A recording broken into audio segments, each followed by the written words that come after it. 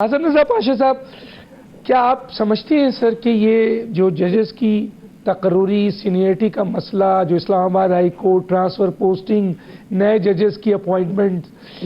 یہ جو کچھ بھی ہو رہا ہے یہ واقعی اور یہ رولز پر جوڈیشل کمیشن کے حوالے سے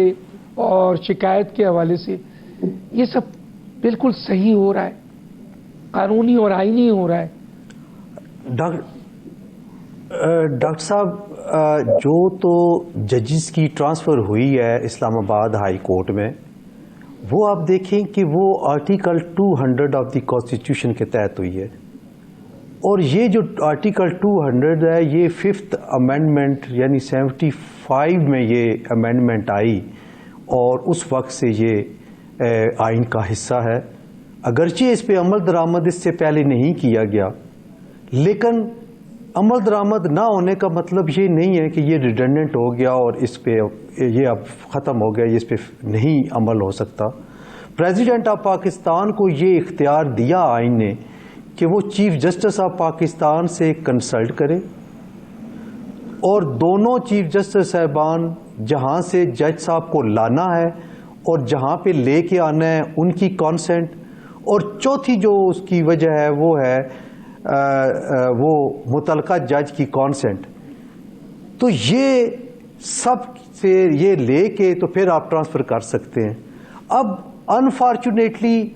ایک چیز میں یہ سائلنٹ ہے کہ کیا ٹرانسفر ہونے والا جج نیا حلف اٹھائے گا؟ یہ کہ آئین میں کہیں پہ بھی نہیں رکھا، لفظ ٹرانسفر ہے، یا دوسرا لفظ اپائنٹمنٹ کا ہے 175 کے میں کہ نیا جج اپائنٹ ہوگا تو وہ حلف اٹھائے گا اس متعلقہ ہائی کورٹ کا یا سپریم کورٹ کا،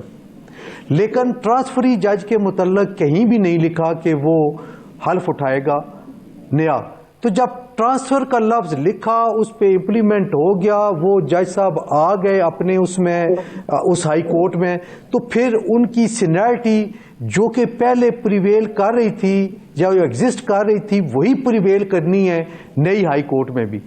اب ظاہر ہے جو ایگریوڈ ہیں انہوں نے اب آبجیکشن کرنا ہے،